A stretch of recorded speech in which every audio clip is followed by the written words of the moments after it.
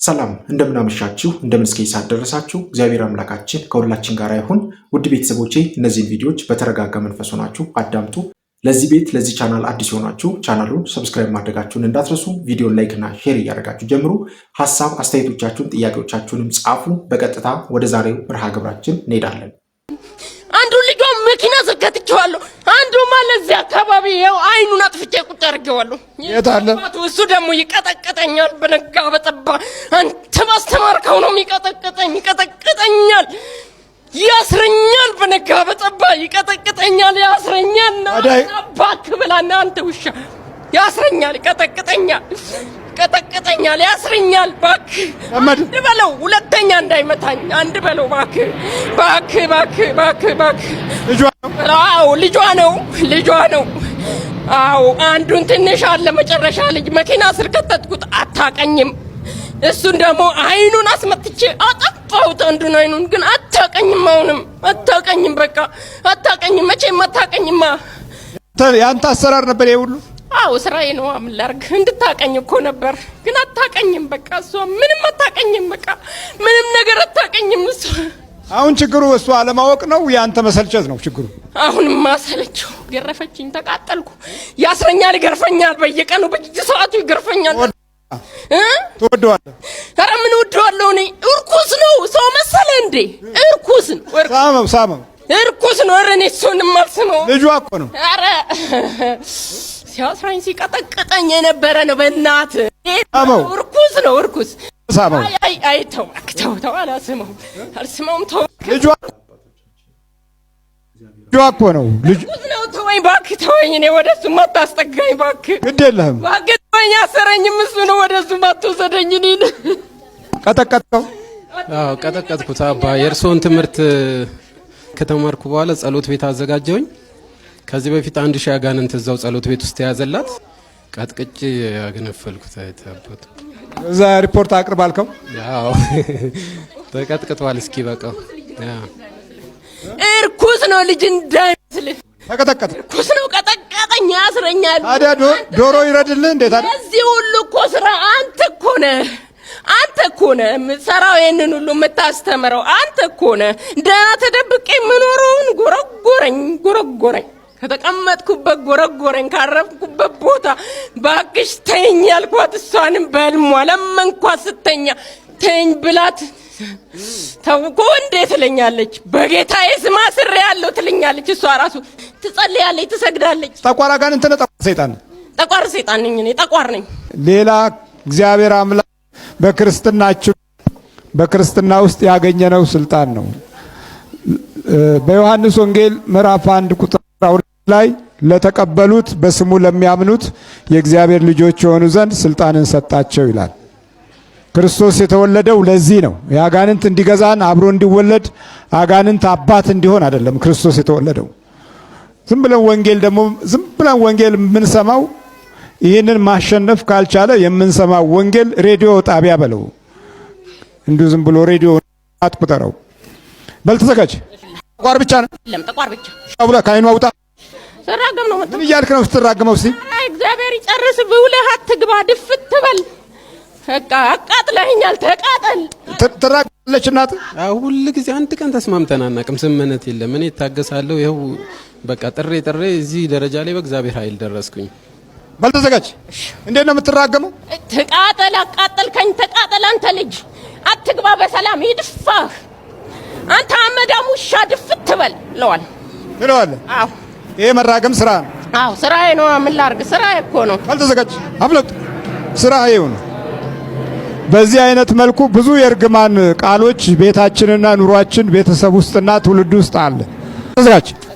በኢየሱስ ክርስቶስ ስም፣ በስላሴ ስም፣ በወላዲተ አምላክ ስም፣ በቅዱስ ሚካኤል ስም ወደ ሲኦል እንገባለን። ቶሎ ሰባቶቹ ነው። እግዚአብሔር ይገስጽ።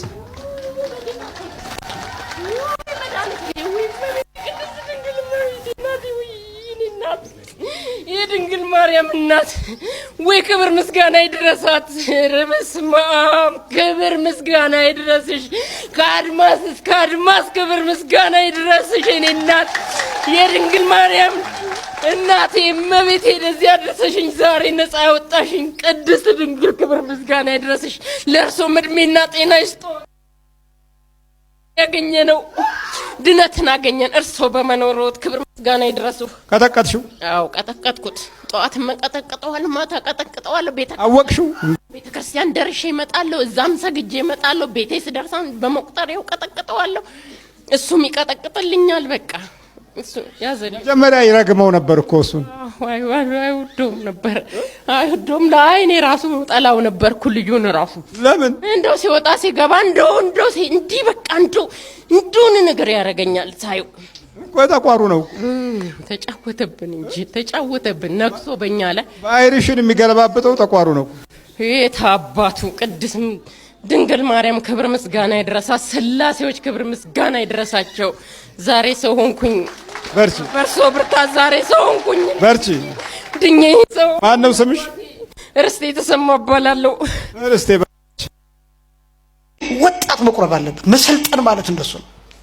ያ ስጋው ደግሞ ምን ያደርጋችኋል መሰላችሁ? ሰውነታችሁን ያጸነዋል። ወጣትነታችሁ ይባረካል። እድሜያችሁ ይባረካል። ትምህርታችሁ ይባረካል። እውቀት ይገለጥላችኋል። ጥበብ ይገለጥላችኋል። የምትሰሩት ይባረካል። ይሄ ኩያን መናፍስት፣ ርኩሳን መናፍስት የሚባሉት ከእናንተ ይርቃሉ። ይሄ የሚከለክልህ ነገር፣ ስራ እንዳትሰራ የሚያደርግህ ነገር፣ በሰዎች እንዳትወደድ ተቀባይነት እንዳታገኝ የሚያደርግህ ነገር እሱ ይርቅ። ይሄ ድብርት የሚባል፣ ይሄ ቴንሽን የሚባል፣ ጭንቀት የሚባል፣ ስትረስ የሚባል ሸክሞች፣ እነዚህ ነገሮች በሙሉ ካንተ ይርቃሉ። ስጋው ደግሞ መድኃኒት ነው። ከጸበል በላይ ስጋው ደግሞ መድኃኒት ነው። እኔ ሁሌ የማዝነው በዚህ ነው። ኦርቶዶክሳውያን ጸበል መጠመቃችን መልካም ነው። ከዚህ ተነስቶ በብዙ ኪሎ ሜትሮች አቋርጦ ሻንጣ ተሸክሞ ጸበል ለመጠበቅ የኢትዮጵያ ሀገር ዳር ድረስ ይሄዳል። መልካም ነው። እዚህ አጠገቡ ያለው ቤተክርስቲያን ገብቶ ግን ስጋው ደግሞ አይቀበልም። እማዝነው በዚህ ነው። ይሄን ጥያቄ መጠየቅ እፈራለሁ። ከስጋው ደሙና ከጸበል ማን ይበልጣል ብዬ መጠየቅ እፈራለሁ። ለምንድነው የምፈራው? ጸበል እንዳትሉኝ ስለምፈራ። ጸበል ቅዱስ ውሃ ነው። ጸበል ምንድነው አልኳችሁ? መለኮት የተዋሃደው ግን አይደለም። ምን የተዋሃደው አይደለም? የእግዚአብሔር ቃል ያረፈበት የተቀደሰ የተባረከ ከደዌ ስጋ ብቻ የሚያድን በሉ እስኪ፣ ከደዌ ስጋ ብቻ በሉ እስኪ የሚያድን ጸበል የተጠመቀ ስጋውን ደሙን ግን ባይቀበል መንግስተ ሰማያት ይገባል? በእኛ አካባቢ ሙስሊሞችም ይጠመቃሉ። በነገራችን ላይ ጸበል ስለተጠመቁ ግን መንግስተ ሰማያት ይገባሉ? ይፈወሳሉ። በነገራችን ላይ አይከለከልም። በነገራችን ላይ እነዚህ ገቢረ ተአምራት የሚባሉት ለማያምኑ ሰዎች አይከለከልም።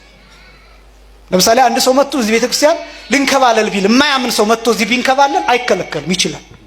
ስጋው ደግሞ ግን አይሰጠው። የቅዳሴ ጸበል አይሰጠው።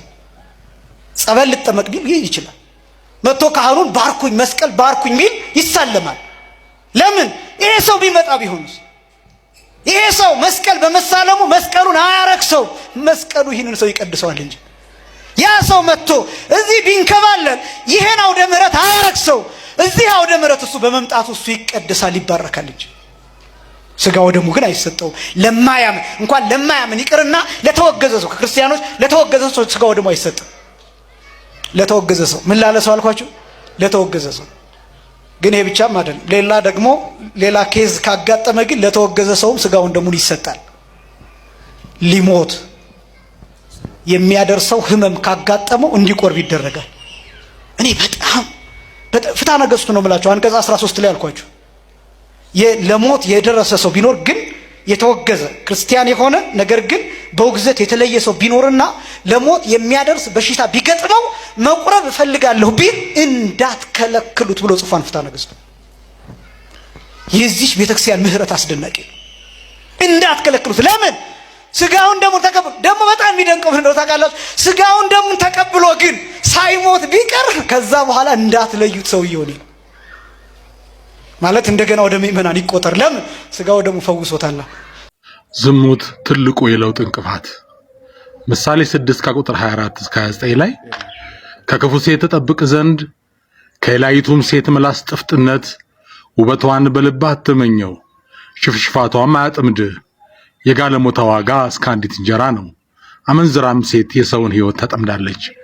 በጉያው እሳትን የሚታቀፍ ልብሶቹስ የማይቃጠሉ ማን ነው? በፍም ላይ የሚሄድ እግሮቹስ የማይቃጠሉ ማን ነው ይላል። ይህን ያለው ሰለሞን ነው። ብዙ ዋጋ ከፍሏል።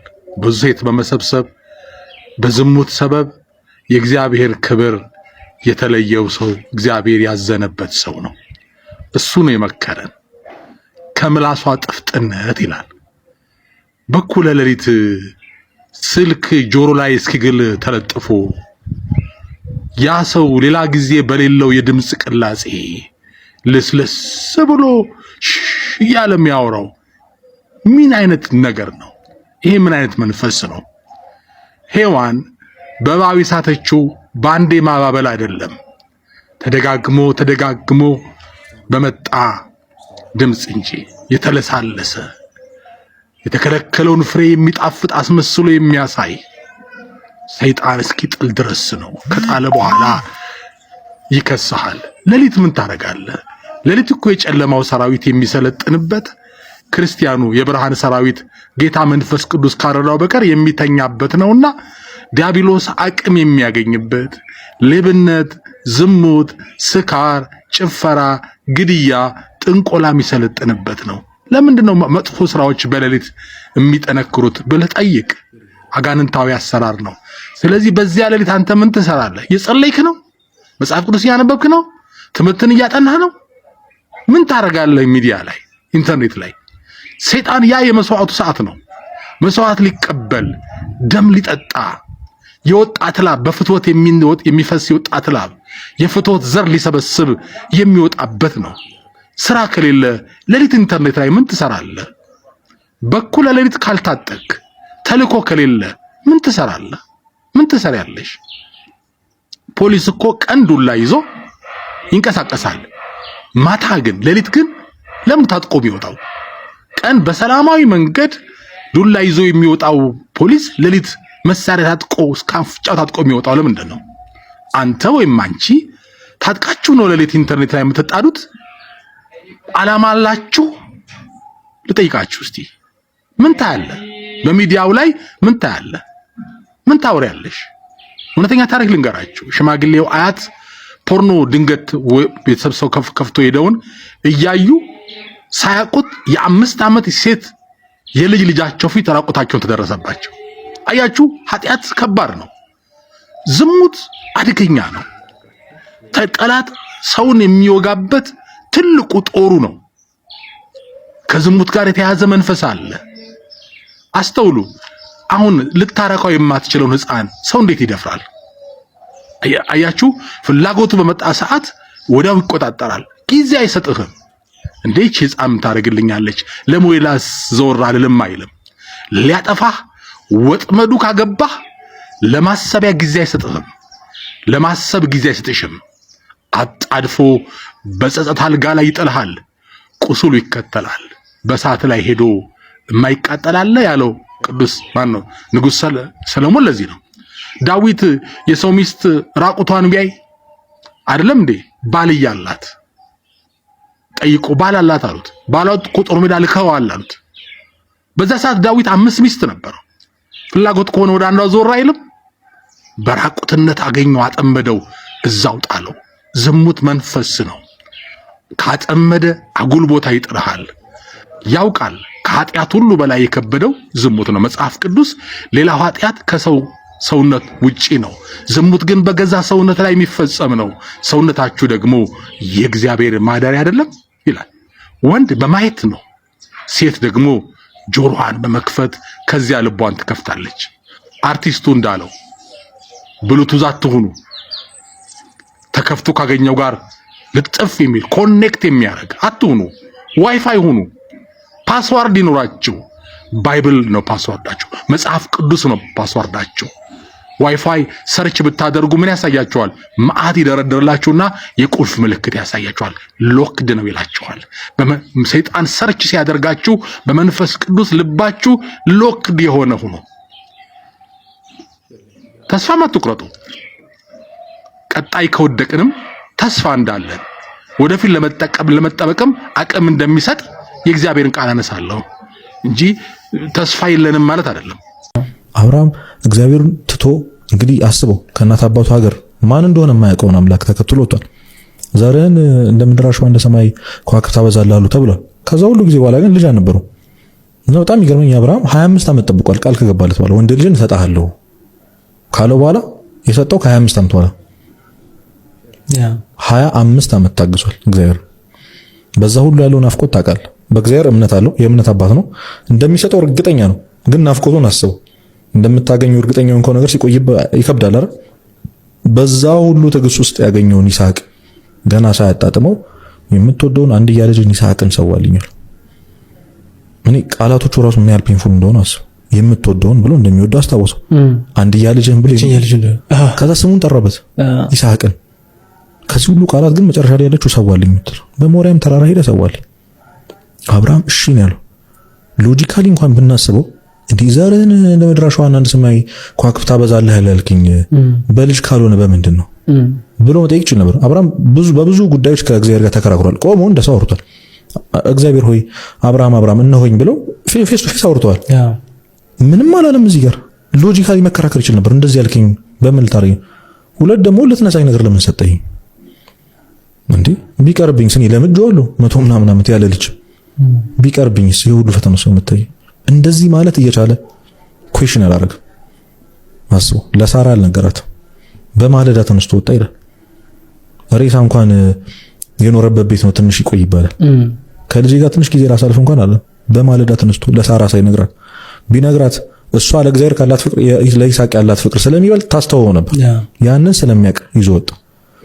3 ፔንፉል የሆኑ ቀኖች አስብ። ሞሪያም ተራራ እስኪደርስ ድረስ 3 ቀን ይፈጀበት። 3 ቀን 3 ሌሊት ለአብርሃም ምን ያህል ከባድ እንደሚሆን አስበዋል።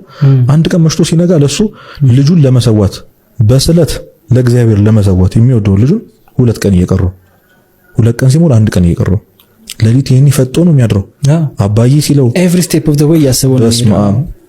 ልጁን የሆነ ነገር ሲያደርገው ሲያቅፈው ሲጠራው አባዬ ሲለው የነው ምን ሄዶ ሲለው በእነዚህ ሁሉ እሱ በጣም ፔንፉል ነበር። ዝም ብሎ ዋጥ ብሎ ለእግዚአብሔር ያለው ክብርን ፍቅርን ስለሚበልጥ ነበር።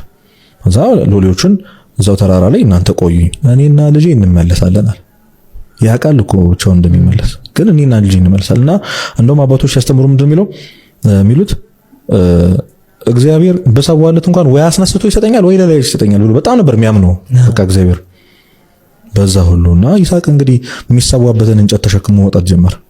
በእኔ በጣም የሚገርመኝ ቃል ከሁሉ መጽሐፍ ቅዱስ ቃል የሚገርመኝ ይሄ ነውና መሰዋው አለ መስዋዕቱ የት አለ ብሎ ጠይቀው እንዲህ ሊደነግጥ እንደሚችል አስባ በጣም ልጅህን ልትሰዋው ይሄድክ ማን ነው የሚሰዋው ሲል የአብርሃም መልስ መስዋዕቱን እግዚአብሔር ያዘጋጃል ነው። በሁሉ ነገር ውስጥ እግዚአብሔር ያውቃል እንደማለት በቃ እንደዚህ ቃል የሚሰጥ ነገር ምንም የምታውቀው ነገር ወደፊት እንደሚሆን እግዚአብሔር ያዘጋጃል። ሄደ ደረሰ። በጣም የሚገርምህ ይስሐቅ ገባው እሱ እንደሆነ መስዋዕቱ በቃ አወቀ። የሱ ታታሪነት ራሱ ይገርመኛል። አባቴ አይኔን አይተህ አዝነህልኝ ለእግዚአብሔር ካለ መታዘዝ እንድትድን አይኔን እሰረኝ አለው። ይስሐቅ አይኔን አስረህ በሆዴ ይሉጣ እንዳታየኝ አይኔን አለው። ያኔ ነው ስለቱን ሲያነሳ እነሆ አብርሃም በልጅ አንዳች ነገር አታርግ ብሎ ከዛ በኋላ እጥፍ ድርብ የሆነ ቡራኪ ያንን ዘርን አበዛለሁ ደግሞለት የሚባርኩን እባርካለሁ የሚረግሙን እረግማለሁ ብሎ ባረከው። ይሄ ሁሉ ታሪክ ምንድነው? ጣጣ ሰጠው አይደል? ይስሐቅን ከምንም ነገር በላይ በምድር የሚፈልገው ከብቶቹን ሁሉ ነገር ማጣት ይችላል። አብርሃም ይስሐቅን በሚፈልገው ልክ ምንም ነገር አይፈልግም። በአብርሃም መንገድ ውስጥ ያሉት እግዚአብሔርና ይስሐቅ ናቸው። ግን በአብርሃም ሕይወት ይበልጥ የነበረው እግዚአብሔር በጣም የሚወደው ነገር እያዘነ እንኳን ቢሆን እየተደሰተ አልነበረም። አብርሃም እያዘነ እንኳን ሳክሪፋይስ አድርጓል። ይሄ ሁሉ ዘመን የገነባውን ቢዝነስ እግዚአብሔር አንድ ቀን ተወልኝ ቢለ የመተው አቅሙ አለው። አቅሙ ሳይሆን እግዚአብሔርን በዛ ልክ የመውደድ ፍቅሩ አለው። ሰው አንድን ሰው ሲያጭ መጠንቀቅ የሚገባው እነዚህን ድንበሮችና ወሰኖች ካለፈ ያ ሰው በጓደኝነትም ሆነ በእጮኝነት ሕይወት ሊቀጥልም ሊገፋም አይችል። የመጀመሪያው ሁላችንም የምናውቀው ስጋዊ ዝምድና ነው። በስጋዊ ዝምድና ማንም ሰው አይቀራረብም። እርግጥ ነው ስጋዊ ዝምድናንም ለመጠንቀቅም ነው አባቶች እናቶቻችን በቀደመው ጊዜ ላይ ወደኋላ 7 ትውልድ ተቆጥሮ በምንም አይነት መልኩ ሊገናኙ እንደማይችሉ ተጣርቶ ከዛ በኋላ ወደ ጋብቻ የሚገባው። በኦሪቱ ጊዜ ላይ ይህ አልነበረም። ዘር ለማራራቅ በሚል የአንዱን መንታ ለአንዱ መንታ የሚሰጥበት ጊዜ ነበረ። በኦሪቱ የጋብቻ ሕግ ጠንክሮ ስርዓት ተሰርቶለት ስላልነበረ በሐዲስ ኪዳን ግን ይሄ ጸንቶ አንድ ሰው አባቶቻችን በሰሩለት ስርዓት መሰረት በስጋዊ ዝምድና ውስጥ ያለን ሰው ሊያገባ አይችልም። ይሄን ስናነሳ ምናልባት አንዳንድ ሰው ይሄም የታወቀ ነው ሊል ይችላል። ነገር ግን እውነታው ግን እያንዳንዳችን ቤት ውስጥ አይግባ እንጂ በተለያዩ ማህበራዊ ሚዲያዎችም ሆነ በተለያየ መንገድ እንደምንሰማው ግን አሁን ያለንበት ዘመን ወንድም እህቱን፣ ወንድም ያክስቱን ልጅ፣ ያጎቱን ልጅ፣ ሴትም እንደዚሁ ወደድኩት አፈቀርኩት ምን ችግር አለ በሚል አይነት መንገድ ውስጥ የፍቅር ግንኙነት እየጀመሩ ከፍ ሲልም ጭምር ደግሞ በዛ በተሳሳተ መንገድ ውስጥ የገቡበትን ስሜት ለማስወጣት የሚሞክሩትንም ሰዎች ሸሽተን ርቀን በመሄድ የኛን ህልማችንን ፍላጎታችንን እናሟላለንም ጭምር የሚሉ ስለሚኖሩ ነው። ስለዚህ ስጋዊ ዝምድና ክርስቲያናዊ የሆነ የመተጫጫ መስፈርት ውስጥ በጣም ልንጠነቀቅበት የሚገባ ነው። ሁለተኛው ደግሞ የጋብቻ ዝምድና ነው። ይሄን በቤተ ክርስቲያናችን በተቀመጠው መልኩ በንባብ አሰማችኋለሁ። ወንድ ልጅ የአባቱን ወይም የአያቱን ሚስት፣ እህት፣ እናት እንዲሁም የሚስቱን አያት፣ እናት፣ ልጅ፣ የልጅ ልጅ፣ እህት፣ አክስት፣ የልጅ ልጁን ሚስት፣ ልጇን፣ እህቷን፣ እናቷን፣ አያቷን እንዲሁም የወንድሙን ሚስት፣ ልጇን፣ እህቷን፣ እናቷን፣ አያቷን እንደዚሁም የእህቱን ልጇን፣ እህቷን፣ እናቷን፣ አያቷን ለጋብቻ ማጨትም ሆነ ማግባት የተከለከለ ነው። ይህንን አሁን የተነበበውን ቪዲዮውን ወደ ኋላ እየመላለሳችሁ በደንብ አድርጋችሁ መስማት ትችላላችሁ። ይሄ ቤተክርስቲያናችን በጋብቻ ዝምድና ውስጥ የምንጠነቀቀው የመጀመሪያው በስጋዊ ዝምድና ውስጥ ያለ የጋብቻ ዝምድና ውስጥ በጣም መጠንቀቅ ያለብን ነገር ነው። ሁለተኛው ደግሞ መንፈሳዊ ዝምድና ነው። መንፈሳዊ ዝምድና የምንለው እንግዲህ አንድ ሰው በዚህ ህይወት ውስጥ በሚኖርበት ጊዜ ላይ በስርዓተ ጥምቀት በ40 እና በ80 በጾታ ወንድና ሴት ሆነው በሚወለዱበት ጊዜ ላይ በቅዱስ ቤተክርስቲያን በጥምቀት ልደትነት የክርስትና አባትና የክርስትና እናት ተሰጣቸዋል። ብዙ ጊዜ ላይ ሰዎች አሁን ጥሩ መሻሻሎችና ጥሩ ግንዛቤዎች በሊቃውንት ቤተክርስቲያን እየተፈጠረ በመምጣቱ የሚቀረን ነገር ቢሆንም ነገር ግን ጥሩ የሆነ ግንዛቤ እየተፈጠረ በመምጣቱ የተወሰነ ዓላማው እየተረዳ መጣ እንጂ ከተወሰኑ ዓመታት በፊት የክርስትና አባትና የክርስትና እናት ሰው መርጦ ለልጆቹ ያዘጋጅ የነበረው ዝምድናውን ለማጠንከርና ከዛም በኋላ ደግሞ ያለውን የጋብቻ ህይወትን መስመርም ጭምር ለመዘርጋት ነበር። ይሄ ባለማወቅ የሚሆን በማወቅ የተተገበረ ነገር ነው። ነገር ግን በመንፈሳዊ ዝምድና ልክ እንደ ስጋዊ ዝምድና ሰዎች እንዳያገቧቸው እንዳያጯቸው የተከለከሉ አሉ። አሁን በንባብ ላሰማችሁ። ወንድ ልጅ የክርስትና አባቱን ሚስት፣ ልጅ፣ የልጅ ልጅ፣ እናት ለጋብቻ ማጨት እንዲሁም የክርስትና አባት የክርስትና ልጁን ልጅ፣ እናት፣ እህት፣ የእህት ልጅ፣ የወንድምን ልጅ ለጋብቻ ያጭ። ለጋብቻ ማጨት አይችልም። ይሄ የቅድስት ቤተክርስቲያናችን ስርዓቷ እና መልኳ ነው። የሚገርማችሁ ደግሞ አሁን ከነዚህ ከሁለቱ በጣም ሀተታ ያለውና በጣም ዝርዝር ጉዳይ ስንጠቅስ ከሰማችሁ የላይኛው በስጋዊ ዝምድና ውስጥ ያለውን ማለት ነው። ግን ፍትሐ ነገሥታችን አንቀጽ 24 ቁጥር 842 ግን እንዲህ ብሎ ይናገራል። ስጋዊ ዝምድናን ቢያፈርስ አንድ ሰው ቢያፈርስ ተፋተው ቀኖናቸውን ሲፈጽሙ ልክ እንዳልሆነ አምነው ከስተታቸው ሲታረሙ ሌላ ያግቡ ይችላሉ።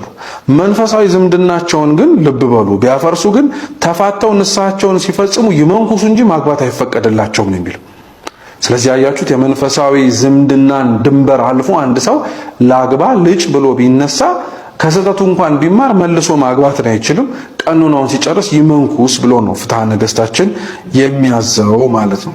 ስለዚህ እነዚህ በሙሉ ስርዓቶች፣ እነዚህ በሙሉ መንገዶች በአንድ የጮኝነት ህይወት ውስጥ ለመተጫጫ መስፈርቶች ውስጥ ከግንዛቤ ውስጥ መግባት አለባቸው ማለት ነው።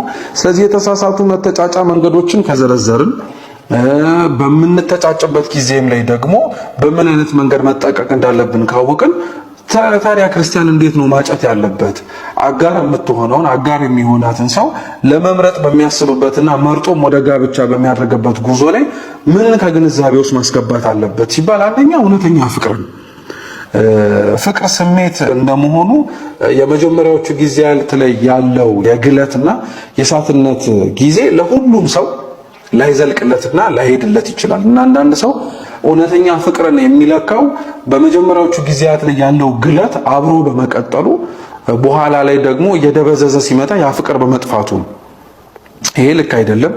እውነተኛ ፍቅር በሆነ ስሜት መጋል በሆነ ስሜት መብረድ የሚገለጥ ታይሆን በነዛ ስሜቶች ውስጥ ባልተለዋወጠ ማንነት ውስጥ ሁሌም ዋጋ በመክፈል የሚገለጥ ነው። ፍቅር ለሁለቱም የሚሰጥ ጸጋ ነው ብለናል። ወንድ ልጅ ፍቅሩን የሚገልጠው ክርስቶስ ለቤተ ክርስቲያን ፍቅሩን በገለጠበት መንገድ ዋጋ በመክፈልና መስዋዕት በመሆን ነው።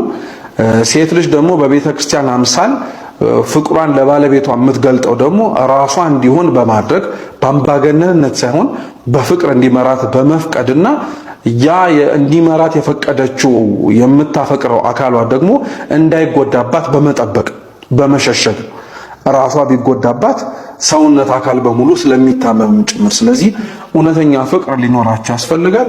ሁለተኛ ሃይማኖታዊ አንድነት ነው። እንግዲህ አሁን ላይ በጣም እየቀለሉ ከመጡ ነገሮች መካከል ዋናው ፍቅር ነው በሚል አንድ ሰው በሃይማኖቱ ወይም ደግሞ በእምነቱ የማይመስለውን የሌላ እምነት ተከታይ ሊያፈቅርና አፍቅሮም ደግሞ አጭቶ ካላገባው ሊል ይችላል።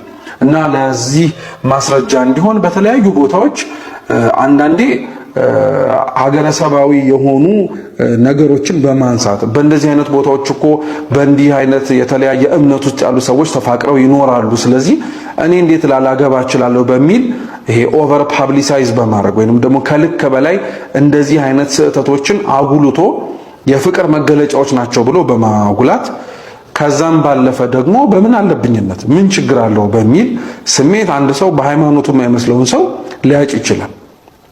ያ ማለት ግን ልክ አይደለም። በመጨረሻም እንግዲህ ውድ ቤተሰቦቼ በዛሬው ቆይታችን በዛሬው ትምህርቶቻችን እነዚህንና መሰል ጉዳዮችን ለማየት ለመማማር ችለናል። በቀጣይም እንደዚሁ በሌሎች ወሳኝ ጉዳዮች ወሳኝ የቤተክርስቲያን አስተምህሮች የዲያብሎስን ውጊያ የምንማርበት የማንቂያ ትምህርቶችን የምንከታተልበት እንደዚሁም ራሳችንን የምንገነባቸው ጉድለቶቻችንን የምንሞላባቸው ትምህርቶች ቪዲዮዎች ይዤላችሁ እስከምንገናኝ ድረስ የቅዱሳን አምላክ ከሁላችን ጋር ይሁን። በሀገር ውስጥም ከሀገር ውጭም ያላችሁ ኢትዮጵያውያን ኤርትራውያን ቤተሰቦቼ በያላችሁበት ሰላም እግዚአብሔር ከሁላችሁ ጋር ይሁን እላለሁኝ። እንበርታ፣ እንጠንክር። ይህንን ቪዲዮ ለብዙ ሰዎች ሼር ማድረጋችሁን በጭራሽ እንዳትረሱ።